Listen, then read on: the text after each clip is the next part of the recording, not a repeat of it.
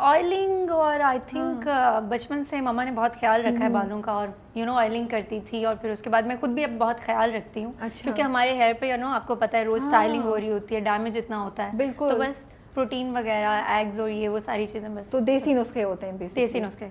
But आपके बाल वैसे स्ट्रेट हैं या कर्ली हैं?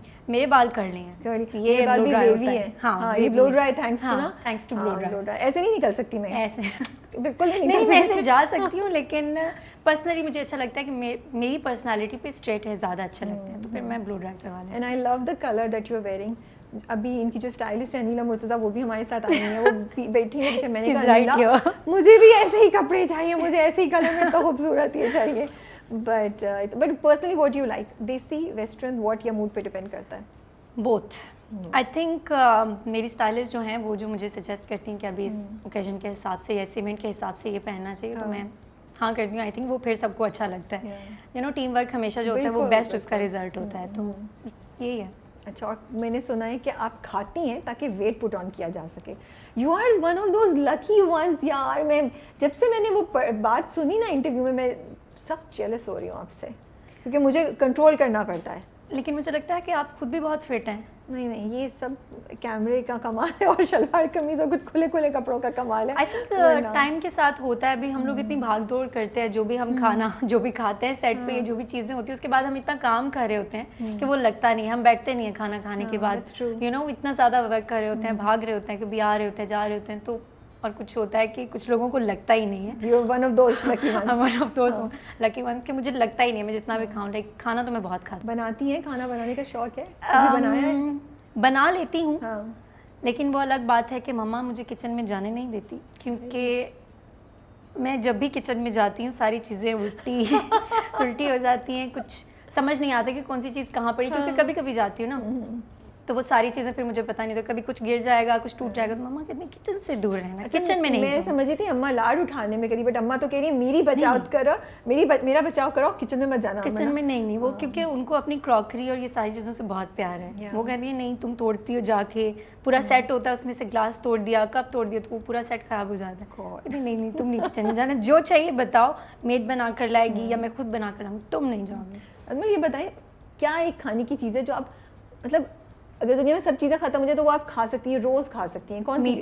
मीठा, देसी या कुछ भी? कुछ भी।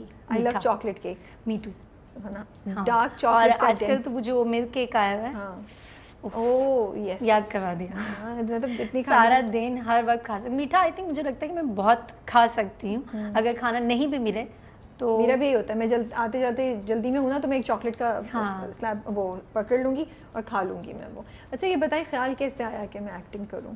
ख्याल कैसे आया? मतलब क्या चीज़ थी जिसने ये दिल में पहली बार ये बूंद एक्टिंग की डाली? क्या हुआ था? कोई कुछ देखी थी, किसी ने कुछ कहा? टीवी पे हम लोग जब, जो भी नॉर्मल लोग हैं जो घर पे टीवी देखते हैं, ड्रामास देखते हैं, आई थिंक मुझे लगता है कि वो जो लड़कियां हैं घर पे होती हैं, वो सब हम जो कैरेक्टर में होते हैं, जो कपड़े या जो भी हम सारी चीज़ें करती हैं, वो उनको देखती हैं, वो इंस्पायर होती हैं उससे। तो जब मैं काम नहीं कर रही थी, जब मैं ये टीवी ड्रामा वगैरह देखती थी, तो दिल में होता था कि यार ये टीवी में आती कैसे हैं, कहाँ से आती हैं, क्योंकि वो इतनी प्यारी प्यारी लग रही होती थी, अच्छा काम, कैरेक्टर्स, ये वो।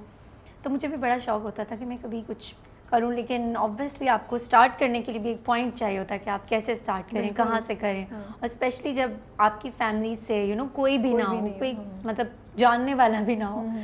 तो बस फिर मैंने, आई थिंक मुझे याद है कि मैंने सिर्फ एक फेसबुक की आईडी बनाई थी, और उस पर मैंने लिखा था एक्ट्रेस, और अपनी 1-2 पिक्चर्स अपलोड की थी, वो भी नॉर्मल पिक्चर्स। लाइक आप इमेजिन करें जो भी स्कूल गर्ल्स होती हैं या कॉलेज गोइंग गर्ल्स होती हैं, वो उनकी क्या नॉर्मल सेल्फीज़ होती हैं, वो थी।